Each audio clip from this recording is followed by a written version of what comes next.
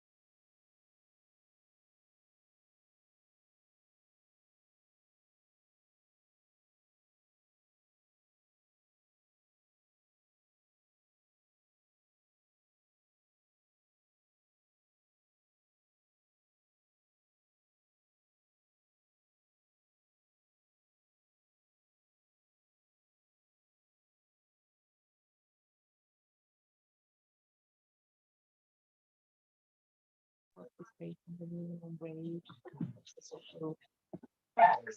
So,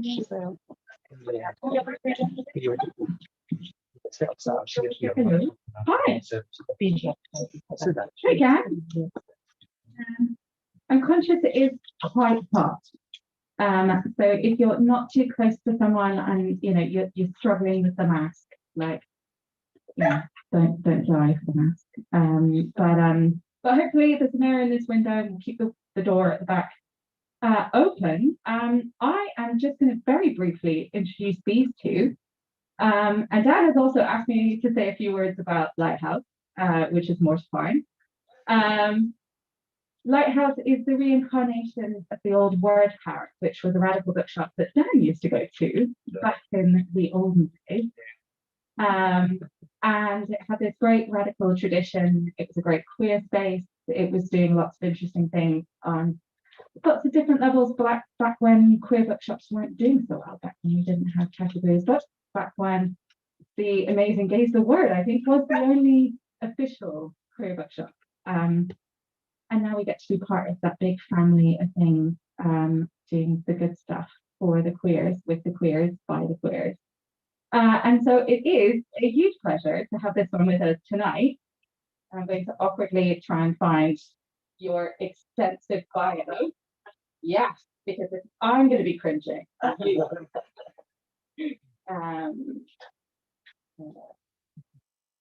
we go. Dan Black is an ACT UP healthcare and human rights activist. He's a performer, presenter, and writer. He's been recognised as Actress of the Year with the Sexual Freedom Award, and was announced a BBC Greater London was announced a BBC Greater Londoner for founding Queer Tours of London and Mince Through Time.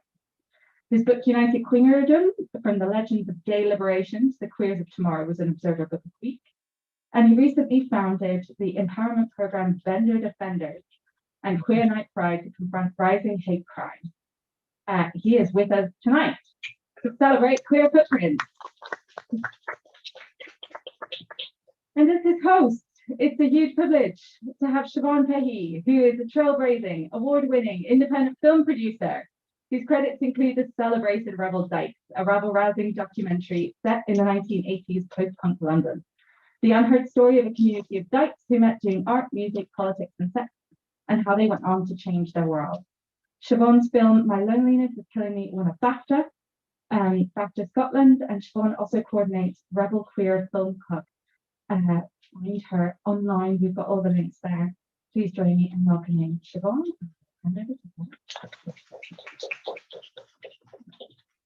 Hello, everybody. It's such a pleasure to be here. I lived in Edinburgh many, many years ago, but I don't think this bookshop it was here then, though Lavender Menace shows my age, the original Lavender Menace. So I think the most important thing about this evening is Dan and you. So I think it's really important that we all meet each other. So smile at the person next to you if you don't know them, and make new friends while you're here. So I've been following Dan. Dan first actually just followed me. He actually kept messaging me when I was doing all the research for Rebel Dykes. And then when I met him, I was just like, oh my God, who is this guy? He's so fantastic and so interesting and brave. And so I've been chatting away to Dan for years. And one of the things he helped me with was raising funds and the sort of social media following for Rebel Dykes. And that was with a tour that he helped me set up called Ricks and Dykes on the Rampage, it was called. And that was fantastic. I think we're going to be talking about that in a minute. And I've got lots of things to talk to Dan about. So I think we're going to start with the movie reading. Yes, if that's okay. Can we just have another round of applause for Mari and Peach and everyone at the Lighthouse and Siobhan as well? Thank you all coming. It's honestly so nice to be here. And like Mari was saying, I used to live in Glasgow for a while, and I used to come to Word Power, and Tarlochen and Elaine, I used to say to you have to ban me from coming more than once a month because I couldn't afford it. And it's just so nice to be back in the space. It really is. And I just wanted to contextualize the main reason why I wrote the book, and then do two little readings, and then really spend as much time discussing what's currently going on in Edinburgh at the moment. I know it's Pride this weekend. because the main reason for writing it, yes, it's about London, but it's not just for Londoners, it's for anyone interested in our incredible genealogy of activism and how it's applicable everywhere and how we can learn the lessons from the incredible shoulders that we stand on and move forward. So really, I'd love the bulk of the discussion to be what's going on here and how can we make our community move forward for absolute freedom for all. Is that all right? Is that okay? Okay, good.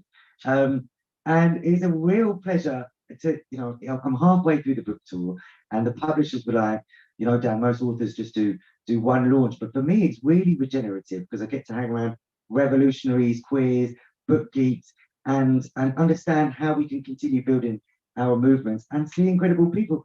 It was Jan here, I'm going to embarrass you, Jan, who helped start Queer Shores of London in 2015, something like that. Jan was at the helm of the London Metropolitan Archives, one of the key archives, which really was my home away from home for the research for Queer Tours of London, which led to this. I started writing this in the pandemic as a kind of hard, long-term legacy of Queer Tours of London. So really great having you here, Jan. And Shona as well is the mum of Josh, who is, obviously I'm the author of the book, but each chapter has a guide who's made a significant impact in the area on an intersectional level. And Josh is one of the most dear friend and inspiring activists, researchers, policymakers on the intersections of disability and queer activism. So I'm going to read a bit about the amazing Josh Heppel as well. But yeah, it started off with in 2000, what we now 23, about 2020. And when I went down the rabbit hole of doing the initial research, I ended up with 2,000 case studies of queer revolutionary happenings, whether they're meetings or parties or protests or scandalous shags in alleyways somewhere in London. And I had to whittle it down to 7 routes, because one thing we always say with Queer Tours of London is every building, every street has a revolutionary story to tell. It's just we've been denied to know it because of Section 28 and all the institutional homophobia. And if I included it like the 2,000 case studies, it would just be a bullet point, and that's not how you write a story. So part of the difficult part was how to curate, cookie cutter out the story, the roots, which made chronological, political, emotional, and practical sense into 7 routes and 25 mini minces, short queer power stops, which were extrapolated from the other parts of London. So that's the kind of framing of the book. And it's really practical. I've written it hopefully really practical so that you can do the walks in your lunch break when you're visiting London and take over the streets and reclaim space. But I'd love to hear what, key inspiring queer heritage parts in Edinburgh as well, and how we can share stories of how we curate and reclaim our, what I always say, her story is written from a feminist perspective rather than history. So that's a short nutshell of the kind of framing of the book. But one thing I wanted to share, which my friend Natombi Nyati, who wrote one of the testimonials, she is, so I'm not a writer by trade, I'm an activist, I'm a community facilitator, and I did my training in an amazing network called Training for Transformation, which is one of the educational movements which is a product of the anti-apartheid struggle. Really kind of influenced by Steve Biko and the Black Consciousness Movement's work, who said Black is Beautiful is about reinstilling pride in an oppressed community. And that's got so many parallels with our community, with the queer community. And what Natombi said to me when I saw her at one of our international facilitators trainings recently, she was like, Dan, this book tour that you're about to do is not some kind of sentimental just a celebration, which it is, that's part of it. I am really proud of it. It's a movement building tool. So these are the questions which we kind of wrote down together, which I kind of want to spark at the beginning. How do we speak our realities? How do we speak our truths? How do we build a movement? How do we meet our needs? How do we become fully visible? How do we become fully alive? How do we become fully awake? How do we honor the ancestors? How do they make us feel? What have they left us? And how do we become the people we are waiting for? So that was really the political spine of writing the book. Before I read the first section with Josh, two other shout outs before I forget.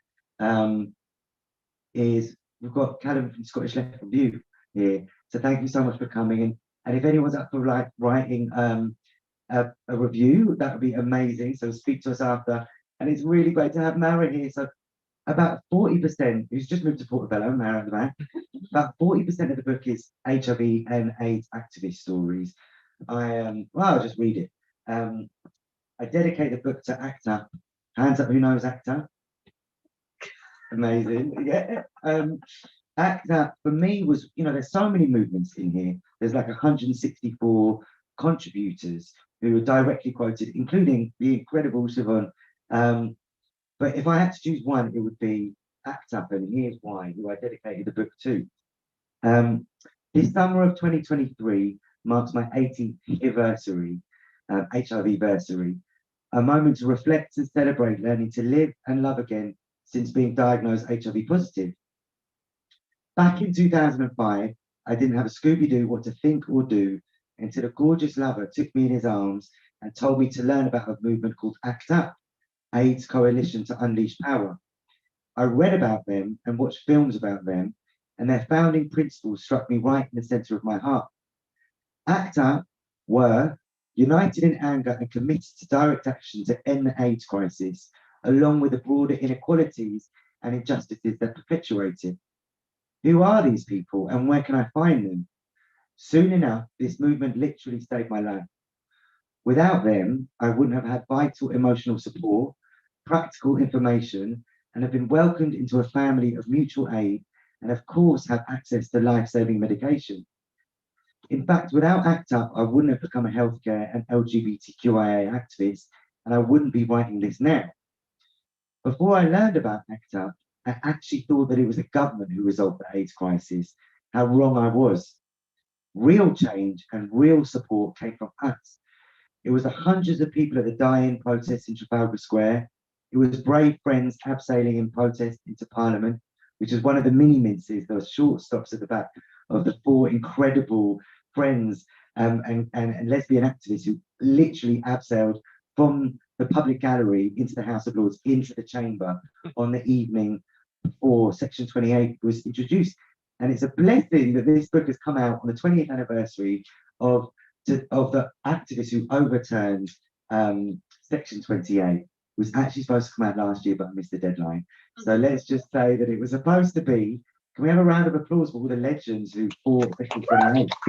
Many of whom are in this room. So it was hundreds of people with a die-in protest in Trafalgar Square. It was brave friends abseiling in protest into Parliament. It was the radical refusal of nurses working on AIDS wards to leave the dying alone, much of what Siobhan told me about. It was dykes donating blood. It was queens on support phone lines throughout the night and referring to switchboard. It was clandestine meetings in the back of bookshops, like Gaze the word bookshop. It was booksellers resisting police raids. It was Whitney Houston singing at AIDS rallies in Hyde Park, and so much more. All are covered in this book. Since learning about ACTA, I've been hooked on people power and listening to the voices underneath the pavement, pushing us to march onwards, hand in hand, heads held high. I knew I had to find out more about how extraordinary people, like all humans, like you reading this book, like everyone here, can change the world. So yeah, thanks to all the incredible people who made that happen, to all the HIV and AIDS activists who helped me write this book. Shall I start reading a bit about Josh? Yes, please do. And I just had a few hours off this afternoon, and there's an incredible exhibition about Scottish HIV and AIDS activist history in the library. There's two libraries, the one that you need a card to get into, just around the corner.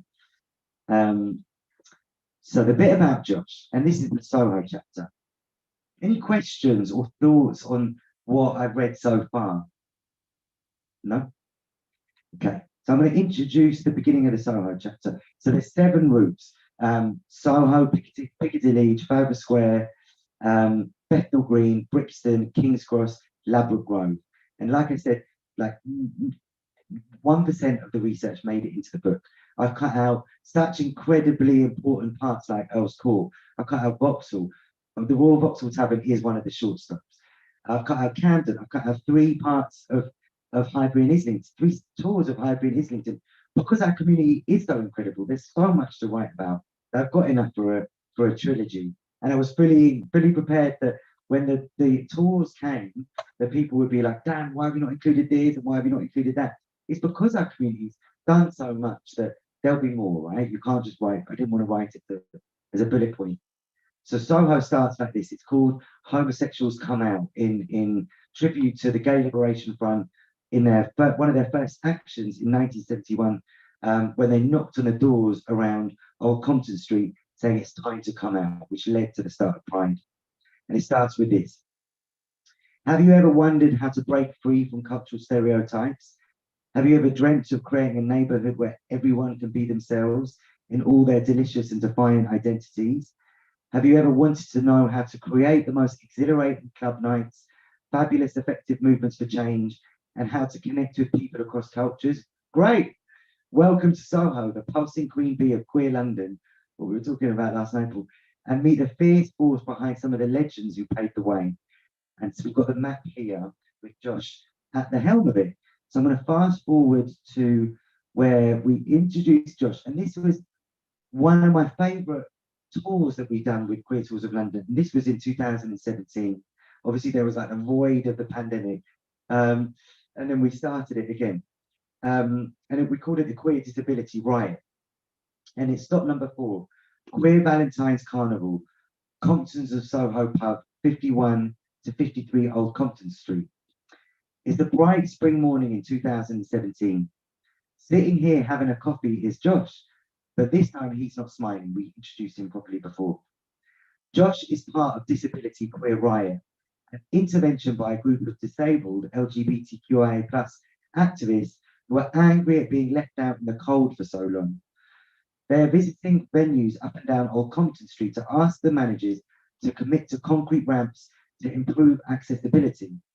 Josh shares, quote, "There's a lot of hot air about queer freedom this year, the 50th anniversary of the partial decriminalisation of homosexuality.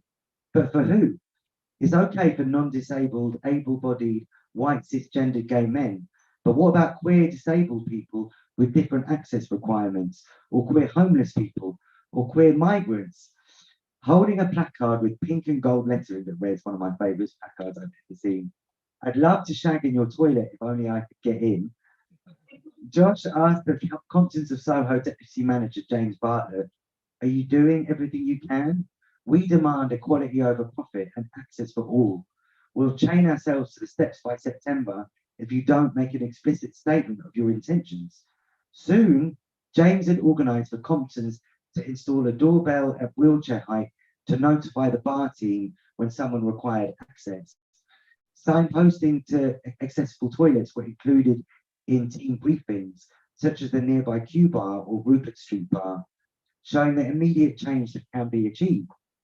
Ramps and toilets only hit the tip of the iceberg around different access requirements, but the ghetto still closes its doors as around half of all bars in Soho don't have wheelchair access. And just one last one. I'll fast forward you. With increasing rents, is the local councils and Greater London authorities' responsibility. It's a question of political will and whether Soho is to remain accessible to the masses or if it is to be sold off to the highest bidder. It is a stage process, and in order for it to happen, people need to be able to simply get into the bars, and that's just for starters. Can we celebrate queer love when so many in our community are excluded? What forms of internalized oppression do we cultivate in our gay ghettos, and how do we modify our behaviours to become more palatable and assimilate to the status quo? So, who's left out in the cold right now, and how might we expand the celebration of queer love to be more inclusive?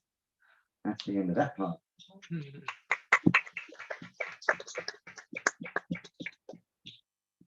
Wow, yeah. And it's funny to think about in so many cities outside of London included, using all of the old buildings that we managed to use. Accessibility becomes a huge issue. But it's a bit different in Glasgow, where Polo Line literally don't let you in if you're disabled. They've had lots of demonstrations against them. And what's it like in the city with accessibility for the bars? Anyone have any thoughts? Is it? Is it? Really bad. And what none of the Any good examples? okay. Mhm. Yeah, all of them have toilets in downstairs areas. So even if you can take a wheelchair to a patio, Yes. if you need the loo, you're kind of stuffed. I think CC's has some, but if you're depending on the wheelchair, the access just isn't there. But what about other spaces? Because obviously you're talking about the scene and there's more spaces that we use. How's Cafe Queer? Is that a bit better? So I think that's also because it's run by somebody who has a chronic illness. Yeah. So I think that's made a difference in how they run it. Well, that's interesting, isn't it? Things hopefully get better, but not always. Yeah. Pioneers like Josh to really push it. Yeah.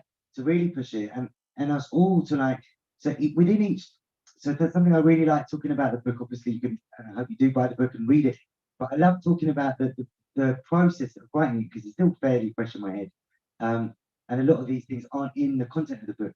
Each chapter had an implicit like visual symbol, which really helped me like weave the scenes together, and the visual symbol of the first chapter of Soho, this one, is the concept of the ghetto. Partly because, did anyone ever go to the club Ghetto in Falkenberg Court, round the back of Tottenham Court Road Station? It was my favourite place as a teenager. And the concept of the ghetto can be a really a place of safety because it protects our community. But then, you know, the stop after this one is the example of the Admiral Duncan. Does everyone know about Admiral Duncan bombing in 1999? That's when the fascists attacked us. And of course, that wasn't just the queer community, it was the Bangladeshi community, African Caribbean community in Brixton as well. And that was one of the most emotional parts to write in the book. So sometimes the ghetto can be a place of safety, sometimes it's where we're attacked, but sometimes we actually create the ghettos for other members of our community. So that was the kind of visual symbol of the ghetto, which helped me write the Soho chapter. In the Brixton chapter, for example, the kind of visual symbol for me was the concept of bricks, because the route that I extrapolated from the research for Brixton was literally just one street, because there's such an incredible concentration of stories in Railton Road in Brixton, which has an exhibition down the whole of the side of it now, because it's such a legendary street. And the one thing we always say in Queer Tours is every street has a queer story to tell, but literally in Brixton, it's every building. And when I say queer, I'm not just talking about sexuality, I'm talking about all the intersections of marginalized communities on a race, disability, feminist, migrant, queer, etc. level. The concept of the visual symbol in the King's Cross chapter was a real challenge for me, because I was writing this in Berlin because obviously you can't afford to write in London. And I also needed space from London because I'm involved in a lot of things there to be able to write. And hands up, you've seen Heartstopper? Fans of Heartstopper? By coincidence, I ended up living with the amazing Sam Arbour, whose quotes on the front, who's the director's assistant of Heartstopper. If anyone hasn't seen Heartstopper, it's the most beautiful platforming of queer culture in schools and colleges now. It's not. It's still a bit of a fantasy, but it's really beautiful to be able to see that as a child of Section 28, and how different things are now. So I was drafting the King's Cross chapter, and I went into Sam's room, he's now 25, and he and his mates were in the room, and they were like, "So which bit you drafting now?" And I was like, "King's Cross," and they were like, "Well, you mean Harry Potter?" And I was like, "What's Harry Potter got to do with King's Cross?" And they were like, "Everything, platform 9 3/4. I've never seen Harry Potter. But then if I want this to get out of the activist echo chamber and be for young people, for tourists, then I had to swat up on Harry Potter. So the kind of visual symbol of the King's Cross chapter is queer magic and all the incredible things our community have done. And of course, I challenged J.K. Rowling within that, which was really satisfying. I could have done it more. Home city. In a home city, of course. And this is something which I'd love to. So poor, single mother, writing in a nice, that posh coffee house. Yeah, yeah. I mean, maybe let's just ask this now. What is the situation? Because one thing at the Glasgow launch the other night in Categories Books was talking about the issue of trans rights, trans liberation. How is it in Edinburgh now? Is it is disabled access, or is it still as, how is it here now? Tense, yeah. There's a lot of stuff happening. Yeah. At the same time, Uh-huh. I think Everything's what? everyone's really fed up. Okay. Sorry, I'm being very cheerful. Yeah, please do, mate, please do. Did everyone hear that? The situation with trans liberation is tense, and people are frustrated at how it's being weaponized. So that's something that we can discuss more tonight, about how we can collectivize our passion to move forward. Any other thoughts on how the situation of trans liberation is now in Edinburgh? What's J.K. Rowling been doing now? Oh, she's Edinburgh's bigger than just JK. Yeah.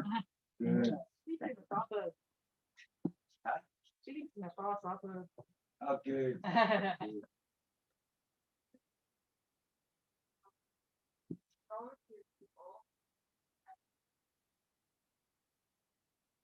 Speak a bit louder. Situation going on where it seems like there is a lot of transphobia here, but it's not so much in everyday use basis. But then it's mainly like people are strange things where transphobic groups we organize it. That's big charts of Sweden. And then obviously the backlash against that where we don't want it happened literally this week after the first happened. Yeah. Where they wanted to Sweden to resolve. And I think cancel the form with that all. That's what I thought, like you're restricting our freedom of speech and your trans students and how I say this makes us feel unsafe. Then ultimately the university allowed the speech to go ahead. Is one group of activists demonstrating in front of the entrance, but not blockading the entrance, and that would be the group that actually blocked it. Wow. And that's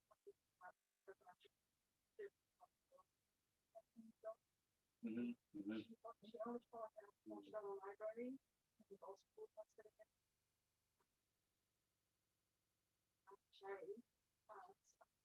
The talk of contact during that British rate that was down, which was first unfold down because the community said we don't want it. And then Joanna Cherry got her lawyer to threaten with them. So they now reversed the decision and it's back on.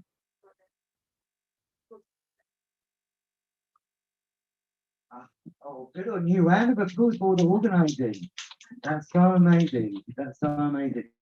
And one thing that comes up, one of the key kind of epiphanies throughout the writing of the book, is that wherever oppression rises, we resist. And for me, it was so. I'm still buzzing off the book because I've just throughout the whole research, we have all the tools that we need in our toolkit to continue the fight and win. And when I say the fight, I'm explicitly referring to the origins of Pride, where the gay liberation started from the Black Power movement, from the Women's Liberation Front, from street transaction revolutionaries in New York. It wasn't about queer freedom for all, it was about absolute freedom for all. And through writing this and realizing how incredible and all the tools that we have, I'm even more positive than ever that we can continue. So for example, when I spoke in Oxford the other day, when Kathleen Stock, like an arch turf, was speaking, it was May 31st, the first Oxford Trans Pride resulted, they were like, okay, we can blockade Kathleen Stock from speaking, but actually we're going to start the first Trans Pride in Oxford. And that was trailblazing, and that has happened as a result. And that will, that's a huge thing which will change the course of the future forever. And so it's amazing what happens when we can really stand on the understanding of how much resistance there is. Any other thoughts on that, to speak? I just want to add as well, based on what you say. Yeah.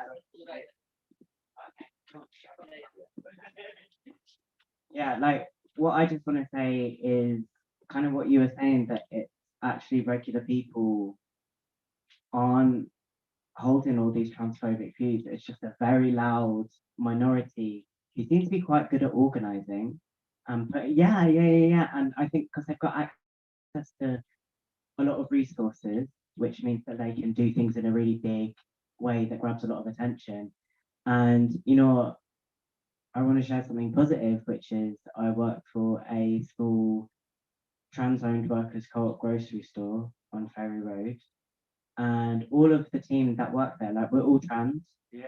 And all of our customers come in and are like really fucking supportive. Yeah. And like people are actually really vocal. Like one of our staff has been told, like, you've done so much for trans visibility, because it means that people are having like relationships day to day, and it's actually making connections with the community. And I think just like makes me feel part of the community, as well as being like, actually we're just regular people. We don't need to be like some big monster like the media wants to make it out. So it's those like small connections in it that, like, I think that's so powerful, because so obviously I made a film set back in the day, and a lot of the stories you talk about back in the day. I think that one of the biggest things that happened between back in the day when things were hard and things changed was people coming out and being open. It wasn't the laws. The laws were important and all of that. And I know people fight for JRA and stuff, but it's actually just being out and being real and being part of the people, as people. And it was very brave then, and as it is now for trans people, that people lose their jobs and lose their children. A lot of lesbians I knew lost their children in the 80s, had them taken off them. So very, very severe. But without that step of being brave and putting a face to yourself. So I think that's wonderful. And I love the idea of all working local. Yeah. You know what I mean? We talk about big global stuff, and I was just saying earlier, I feel very cut off from that at the moment. So all the more, so it's important, I think, that we do mutual aid and caring in our own streets and shops. I think that's beautiful. What's the name of the shop? Goals. Yeah. Oh, thank you. That's very positive, isn't it?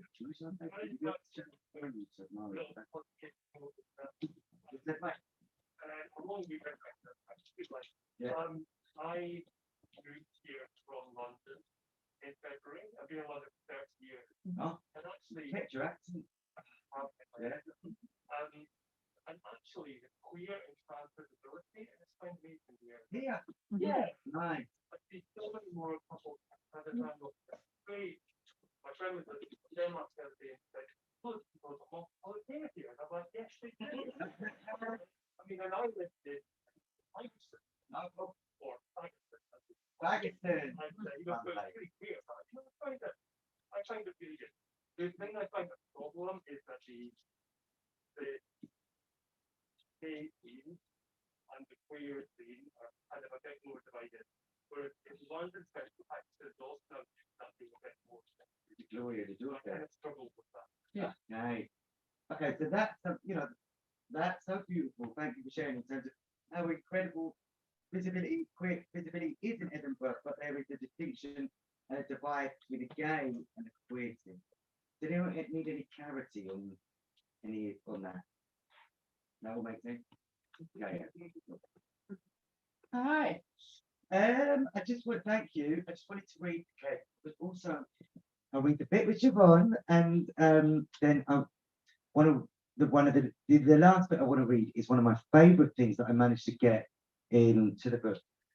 Was the first speech by the first lesbian at the first Pride, where Carla Tony from the Gay Liberation Front. A lot of the men's stories have been told, but she then left London in 1973, joined a feminist commune in San Francisco. James, do you put me in touch with her? I can't remember. Probably. Yeah. And also this commune was off grid, so really difficult to find her. And I did manage to in the end, and she's incredible. And I managed to. There's this beautiful picture of her on the Trafalgar Square steps with lesbian on her t-shirt, but her speech has never been shared before. So, but I'll do Brixton first, and then we'll do that. So just to introduce the Brixton chapter, it's called "Even a Homosexual Can Be Revolutionary," which is a quote by Huey Newton. And I know I'm preaching to the converted, but just a tiny little plot history. 1969, obviously, Stonewall uprisings. 1970, the Revolutionary People's Convention in Philadelphia, organized by the Black Panthers in collaboration with the Women's Liberation Movement, the Street Trans Action Revolutionaries, and the early Gay Liberation Front. And Sylvia Rivera from the Street Trans Action Revolutionaries were there.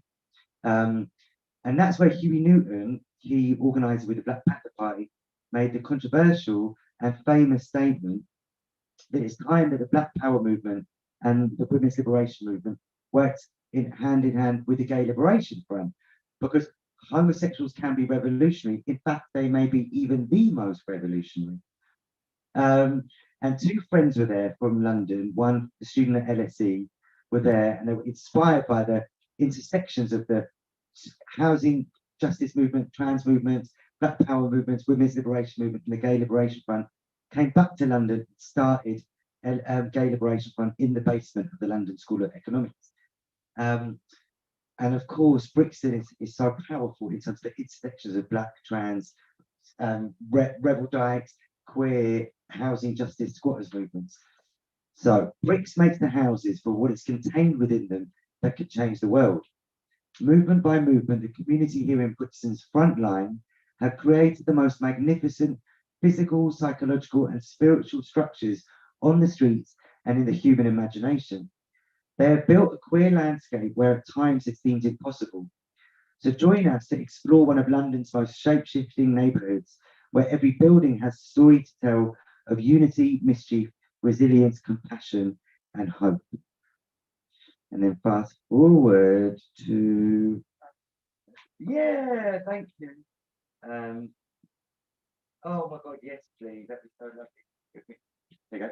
Then to, yes. To there. Need to hold it. No, it's just not quite nice.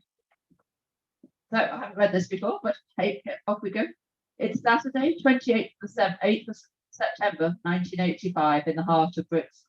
I literally was there. I'm reading this. Screeching police sirens fill the air and barricades of bricks are piling up, ready to defend the community. Why? Because 3 days earlier, 31-year-old mother of 7, Cherry Gross, was shot in her own home in front of her 11-year-old son by the Metropolitan Police. The police had raided her home to find her son, Michael Gross, wanted in relation to a suspected firearms offence. Instead, the police attacked Cherry, causing her to be paralysed for the rest of her life. This sparked ongoing community movements to resist brutality, escalating in 2 days of uprisings, which saw the death of photojournalist David Hodge and 43 civilians and 10 police officers being injured. During a number of fires, one building was destroyed. Might be more than that. Oh, the city was in flames, and 55 cars were burnt out at least. As queers, our history reminds us that there is a price to pay for police violence, and indifference towards it is high, and resistance can be groundbreaking. The Stonewall uprisings in New York in 1969 catalysed an upsurge of solidarity against all those affected by police violence, fought most fiercely by the street trans queens of colour. And though in Brixton, throughout 1985 uprising, similar resistance took place, with punks, squatters, sex workers, and lesbian activists nursing the wounded. Siobhan Fahey recounts all night people came to our squats with injuries from the police, and we bandaged them up and sent them back out. We listened to the police radio over our shortwave citizen band radio so we could give up up-to-date info to the heroic rioters. This was the second major uprising that Brixton had witnessed in the space of 4 years. The preceding one, dubbed Bloody Saturday, by Time magazine, was in 1981, and they happened all over the UK that year. And as a result of the racist discriminatory stop and search practice, noted Braverman's recent statement, used mainly by white police, this compounded existing tensions that followed the deaths of 13 black teenagers and young adults in the New Cross house fire. In an era of white nationalist racism, and this caused a mobilization of political activity in black and oppressed communities. The South London Gay Liberation Front showed their solidarity and took part in the uprising. You'd think that by today the black community would have some closure, perhaps even some justice and accountability. Well, think again. Still today, nobody has ever been charged in relation to the New Cross fire, and the police now claim that it was not an arson attack. In 2014, the police eventually apologised for the wrongful shooting of Mrs. Gross, only 43 years later. Jerry died in 2011, so before the apology, aged 63, from kidney failure, which a pathologist directly linked to the gunshot injury.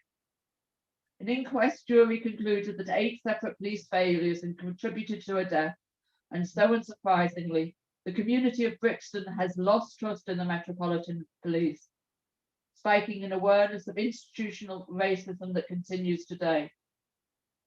In 2021, a memorial to Cherry was unveiled in the heart of Brixton at Windrush Square.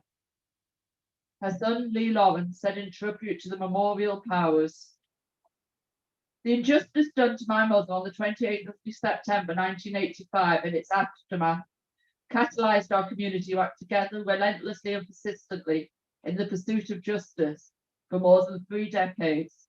Our achievements together in that effort can inspire us to continue to work together to make justice a reality across our society." Oh, thank you.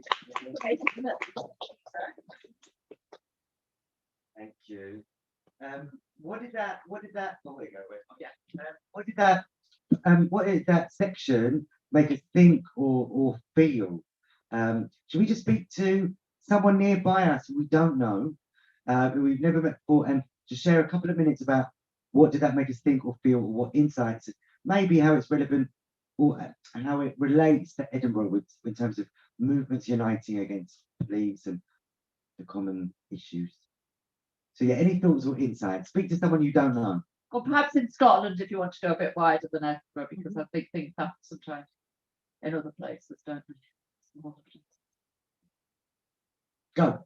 And perhaps think about if there's any struggles coming up this year, because of course there's the climate camp, for instance, happening in Grangemouth in summer. So things like there's things happening now. This is rigged over in Glasgow. The things that are happening. Make certain that people know and you're involved with.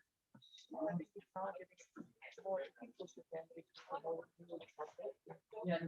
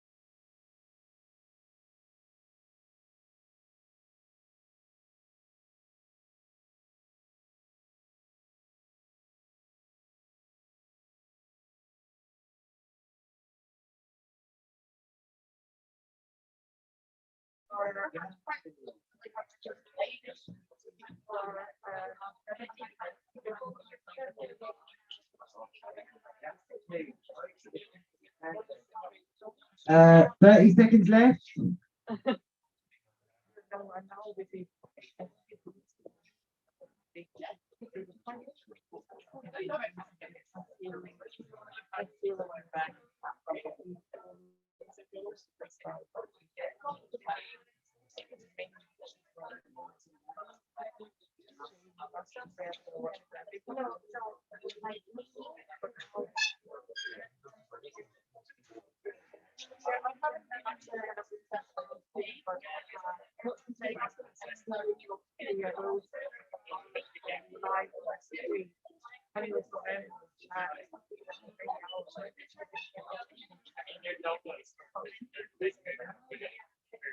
Okay, good people.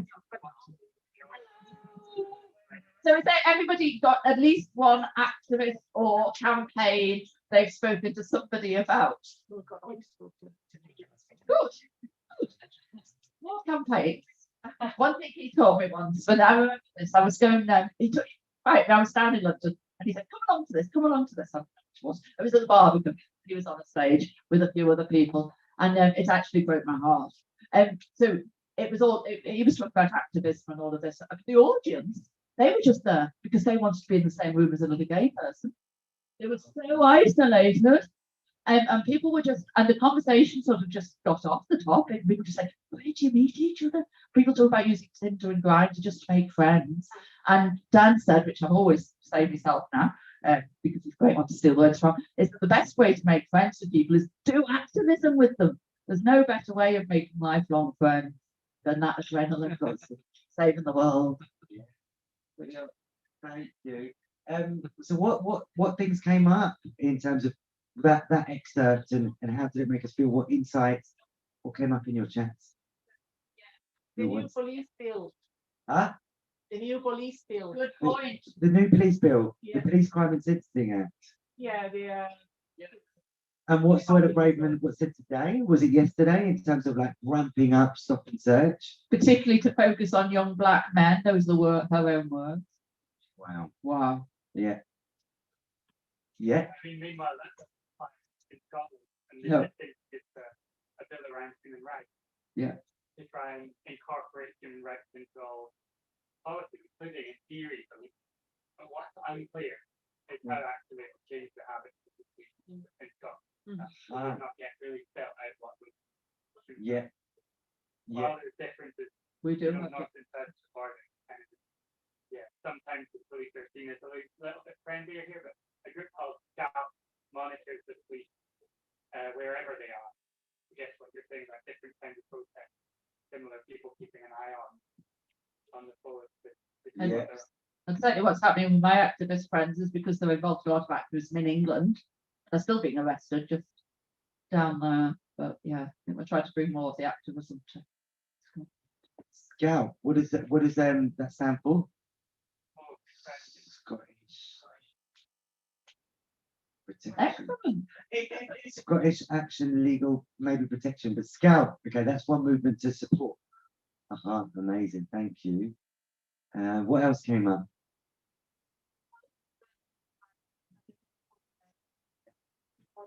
But I also work, I have been working within the justice system for quite some time, and all the legal profession and police tend to choose regarding trans community.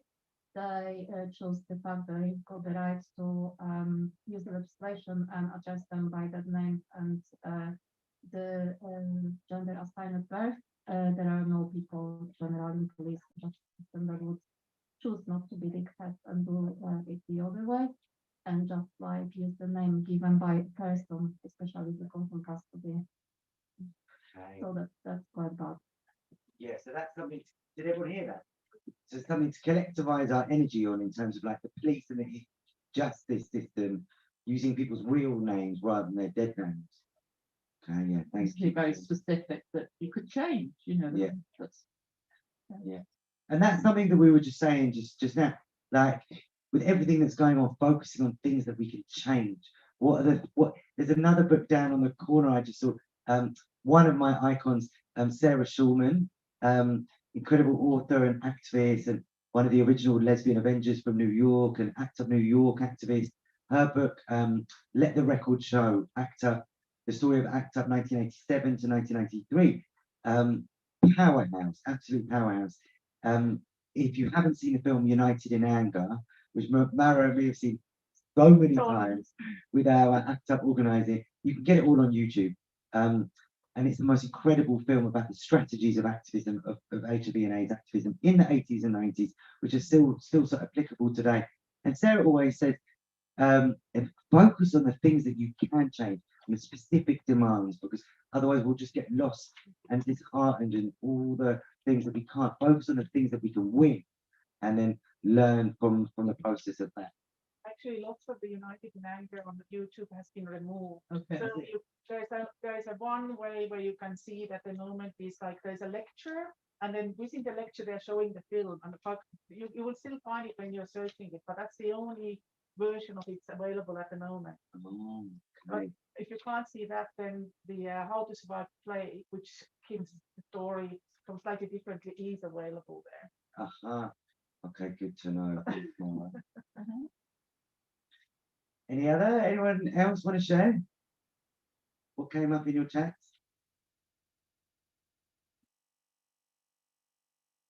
No, that's all good. So yeah, I'm conscious of the time. I just wanted to read one last bit in relation, because you've got Pride this Saturday. I'd love to hear more about what's going on with that. And so I'll read Carla's quote from the first Pride, but just to kind of contextualize that, just to explain the front cover. Who could tell me why it's hot pink? Not just because it looks fucking great and always judged by its cover. Big up to Pluto Press, obviously. They've been so great, and especially with a fun cover. I'm so proud of it. Any guesses why it's hot pink? Triangle. Yes, Mara, explain the triangle. That's what the Nazis were making homosexuals to wear. Yeah, in the concentration camps, which was then the triangle. The pink triangle was inverted for ACT UP, and which has obviously been a symbol for queer liberation ever since. So that's why it's pink, and gold. The Thames is gold, just because I love gold. There's nothing deeper than that. And then the top right is the kissing protest by Outrage, which was an incredible civil liberation movement in the late 90s. That was the kissing protest at the statue of Eros against police entrapment. 2 years earlier, they had the Winkins, and this was so genius. So kissing, because obviously you couldn't have public displays of affection without police breathing down your neck, but also winking being a key code of bruising, just winking at each other. So they had Winkins at the statue of Eros. They also had Bonkins, where they made like mobile toilets to shag in. Genius. So that's in tribute to Outrage. And Lady Phil, from the founder of UK Black Pride, is in the bottom left, because the book is in partnership with UK Black Pride. It's their 18th birthday this year, and particularly TF Transport for London Outbound, which is the LGBT network, who wrote the accessibility guide at the back, and many other groups. So they're the two main groups. In her spare time, I don't know how she has any spare time, Lady Phil is also the director of the Kaleidoscope Trust, which is the biggest charity in the UK, which helps overturn the British Empire's homophobic legislation across the world. Can anyone tell us how many countries it's still illegal in the world to be LGBTQIA+? I think it's 64. Slightly more, unfortunately. It's 69. Okay. It was 71, but there's been some legislative wins recently in Botswana, in Trinidad and Tobago.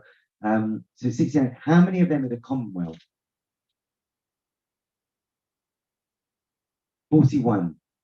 So the British Empire's one of their most successful exports was homophobic legislation, started by Henry VIII in the Buggery Act of 1533. And so it's really the British Empire's responsibility, not that they're going to take responsibility, but us to push them to overturn the criminalisation. You look at the Ugandan legislation now, it's basically a direct, in terms of the Kill the Gays bill that's going on in Uganda, it's a direct template of the Buggery Act. And you've been to Uganda, yeah? Yeah, and I've been to Uganda and Russia, where they've got the gay propaganda law, and Poland, where they've got the LGBT free zones. All of these are direct inspirations from the British Empire or Section 28. So just how they're inspired by each other, we have to be inspired by each other. So just to read Carla's bit, and sorry, another tiny little quote, and then I will shut up after Carla's bit. The end of Trafalgar Square ends with this quote. We're talking about the role of the pink triangle. So really it's Carla and Eric's quotes, which I'll finish with. Eric Thompson was not just part of the Gay Liberation Front, but part of the predecessor, the Homosexual Law Reform Society, which was active in the 40s. And so we're looking at the genealogy of activism. It was the Homosexual Law Reform Society, which wrote the Wolfenden Report, which led to the Sexual Offences Act. The Wolfenden Report was 1950, I think, and then the Sexual Offences Act 1967. And he passed away in December, and his partner was Sir Anthony Gray, one of the most formidable, well-known activists who pushed for the Wolfenden Report. And he told me this: remember that in the early 1930s, Berlin was the gay capital of Europe, and look what happened by the end of the 1930s. What is required for a healthier, happier 21st century is nothing less than a sexual revolution. The journey to liberation isn't as smooth as we want. We have to keep active. I am glad that history is being remembered. It is very important. People should know their history for the pathways ahead. So here's to you, Eric, and the Homosexual Law Reform Society and the Gay Liberation Front. Round of applause for Eric. And then Carla's, last but not least. So Carla Tony didn't realise she was about to make history that day in August 1971. And she says this: in 1971, I was 24 years old. The brothers were up, there was a bit of tension between the men of the Gay Liberation Front and the Women's Gay Liberation Front. I chose not to focus too much on all the infighting because that's been written about before, and you could write 10 books on that. And anyway, she said this: in 1971, I was 24 years old. The brothers were up on the plinth, but there wasn't a single woman up there. Then I heard my name called from the plinth. Carla, where's Carla? Yeah. From wearing. Yeah. Yeah, there, wearing. Wearing an orange t-shirt with lesbian embossed on the front. I turned to my friend, Rosie Dadson, and asked her to please come with me, and we climbed upon the plinth. Rosie was wearing a purple wig and held my hand. I approved. All I said was, gay is good. I'm a lesbian, and I'm proud. Sometimes the simplest are the strongest, eh? And the crowd erupted into cheers. When Rosie and I came down from the plinth, the young girl came up to me and said, I want to be a lesbian too, she told me. All you need is courage, I replied. Thank you. Wow. Yeah, and we were talking earlier about, you know, what sort of things can give us queer joy today. And I mean, I think it sort of comes on from what we've been talking about earlier, isn't it? But what gives you queer joy? What are you looking forward to this summer? What's going to keep you going? One thing, bookshops like the Lighthouse. I'm not just being cheeky. Really, it does give me so much joy to be in here. I think one thing that gives me a lot of joy is so one group that you mentioned at the beginning, offender defenders. And I guess it's like seeing the multiplier of what I've been kind of working through my head, the multiplier effects, how our activism can strategically escalate so it takes a life of its own. And we started Offender Defenders as a response to 150% rise in LGBTQIA plus hate crime since Brexit, because obviously the fascists are emboldened by what's going on coming from Parliament. So we had a few like irregular demonstrations in the highest rates of hate crime in Soho, Hackney, and Vauxhall. And then we were just a bit frustrated with just firefighting. So we wanted to do something more integrated and constant. So the idea of offender defenders was born because at the time, Phil Mitchell in EastEnders, anyone an EastEnders fan? Yeah, wicked, wicked. Was in the paper for he punched his gay son's boyfriend's homophobic dad, and all over the Pink News it was Phil Mitchell, gay icon. And so we utilised the media narrative of Phil Mitchell, and then of course Pat Butcher, Pam St. Clement in real life, an incredible anti-Section 28 activist, and Ash, who was part of the first Muslim Sikh lesbian couple in EastEnders, who also challenged a homophobe, who were the patron saints. We've got them on the back of the Bender Defenders jackets. And every week now, there's been queer and trans boxing and Muay Thai training sessions. And it's challenged me to challenge myself from coming from a place of anger, to challenge the fascists against hate crime, but of just deep empowerment. And I went to one of the events the other night, and it was a fundraising event to raise 12 grand for new boxing equipment, because there's 40 new people every week going to Bender Defenders trainings to just train themselves up physiologically and psychologically and spiritually to empower themselves, rather than to be who we want to be. And by default, that is a threat to the fascists. So I'm just really inspired by how movements can take a life of their own. I mean, speaking of which, I've always loved Night Pride. Night Pride makes so much sense to me. I live in Glasgow. We have a pride every Tuesday in summer. Honestly, there's been so many rows between all the various ones. I have no idea. But isn't it a sensible idea, the one that Dan came up with, to have pride at night? Because that's when we're actually frightened. That's when you're going through the alleyways, and when people are not, it's a couple of years now, but a couple got very nastily beaten up in Edinburgh. But that's our danger point, And that's something I've always thought would translate really well to, possibly to Glasgow, because we got a pride, but certainly to Scotland and somewhere. I think that would be a great idea to stick a night pride on. Anyone up for it? It looks so great too, because there's so much you can do at night. You can have music and lighting. Big time, big time. And what are the things that in Edinburgh at the moment which fill you with joy and hope when it comes to, obviously there's Pride this Saturday, or what give us a few examples here.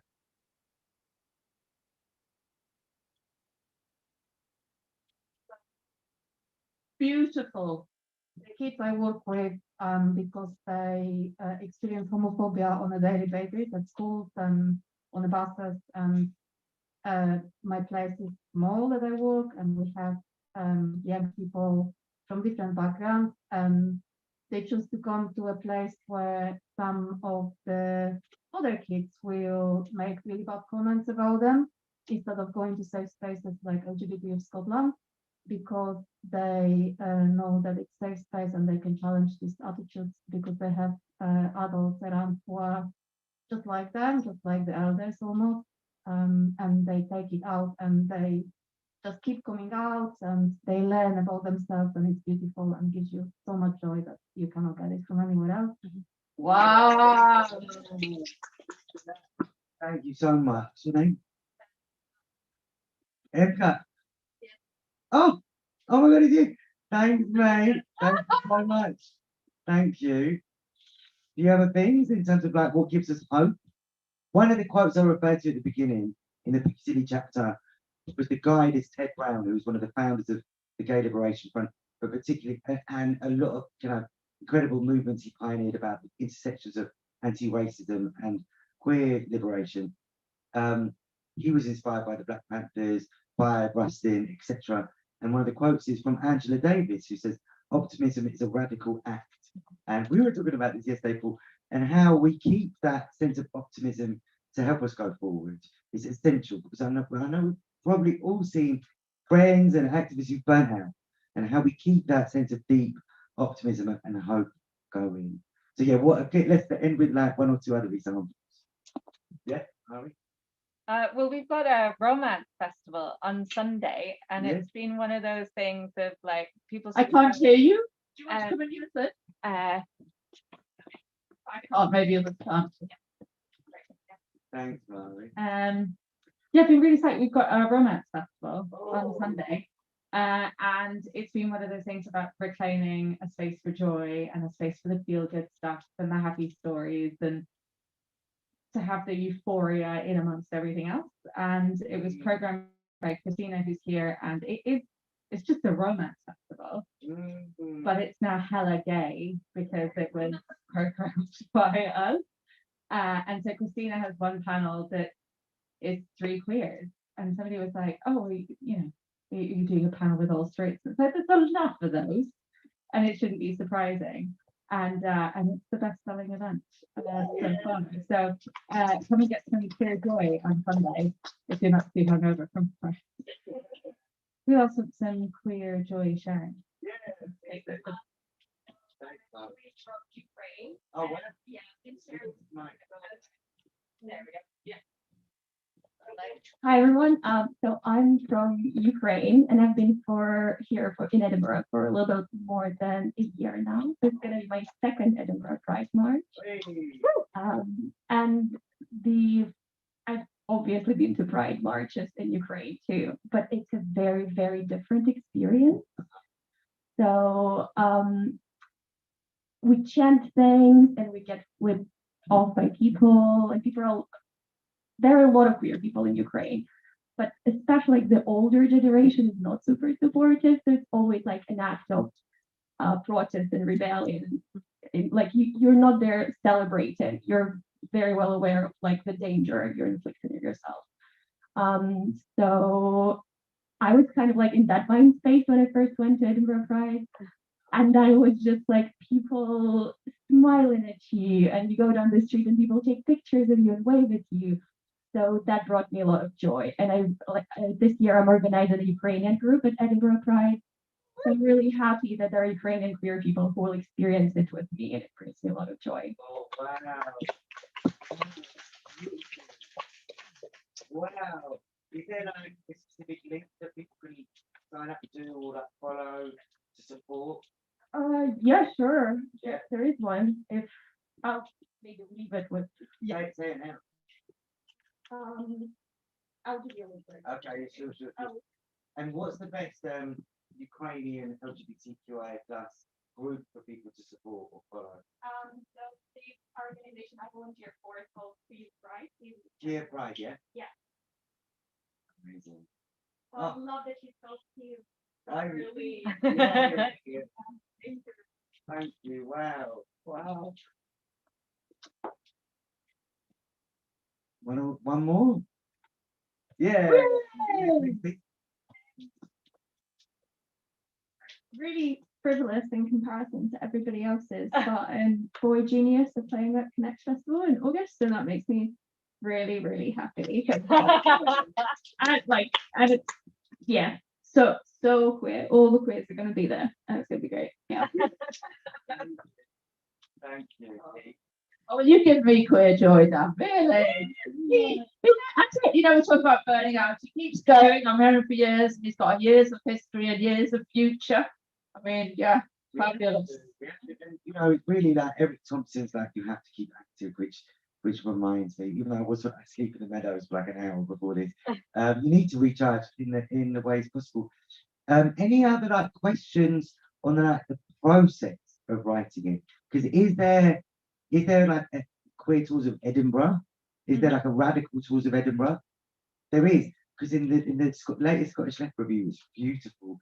I've read some of the radical tours. What are the radical history walks or history walks in Edinburgh? I don't know that off the top of my head, but there are 3. There's an Anne Lister tour, there's one off the Royal Mile that does a queer history, and then one of the radical history tours of Edinburgh. I don't know if it's come back post-COVID, but they included a lot of queer history. Wow, amazing. I'd love to go on some of the radical tours of Edinburgh. Great to know. Any other questions about the process? Because it is, I've been around, I used to live in the Edinburgh in the 90s, and there was, Broughton Street and the sort of blue moon triangle. It's so sad, you know. I find it very moving when I'm working there, because walking around there, because it was a very street-based queer history in Edinburgh, and it'd be lovely to know more about it, and for everyone to know more about it, to be inspired by it. No, well, Lavender Menace, the bookshop you mentioned, have got their archive in Edinburgh Palette, and they've been collecting a queer map of Edinburgh, a queer historical map of Edinburgh that's worth seeing. Wow, wonderful. There was a question from someone online. Oh, yeah, watching lovely. at home. So Terry asked, do you find queer activists are organizing across generations today? And is there anything you find facilitates that? Do I find it? Is there anything that facilitates that? So around organizing across generations. Do you? Yeah, I could talk a little bit about that. When I toured Rebel Diet, and on all of the events leading up to it over the years, we've concentrated an awful lot of it intergenerational. And I think it's more important than ever now that we understand each other. But I think that to do that, we have to do it with a very soft and open and kind heart, because people who are older than you might have different language, and you know, young folk think they've invented non-binary. We didn't invent the words, but we did have the same forever. You know what I mean? But we have to be very, very open to each other and kind, and to listen. But at the same time, older people have a responsibility to work with other older people to make certain that we are kind to younger folk who have different issues than what we did then. Sometimes older folk can look back and say, oh, we had it so hard, and we did, but certainly I didn't have to pay for housing. And I always think about that to young people. Can you imagine not paying for your flat because we squatted? Imagine how much better your life would be if you didn't pay for housing and bills. In a way, it was like, you know, so we have to see that the challenges change, and we have to be very careful with each other, but it's really worth having. So we did this, I hope you don't mind me saying, we had this exhibition in London of archive from the Rebel Diet, plus contemporary artists, young dyke artists responding to it. And we had, it went big on TikTok. So we had all of these like 14-year-olds coming, which was like, you know, this is really an over 18 thing, but lots of youngsters coming to things. But and some people were saying they'd never met an older dyke, an older queer. And